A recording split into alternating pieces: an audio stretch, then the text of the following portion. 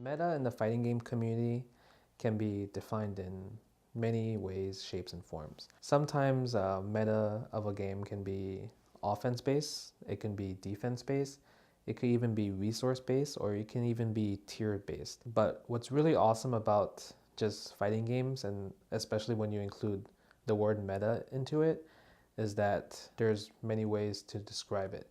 Meta can also be the way you look at it.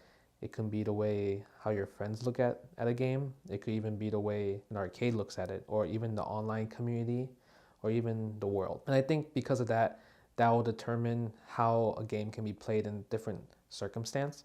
So I think when someone plays a game for the first time, their meta is pretty much on how can this character be the best it can be in your eyes.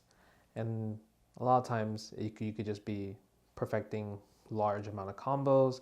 It can be beating the computer plenty of times and you're like, this is the meta of how to beat this game. But a lot of times you want to think about what's the meta on competitive play. And I think depending on the community, that will determine what kind of approach you want to go for.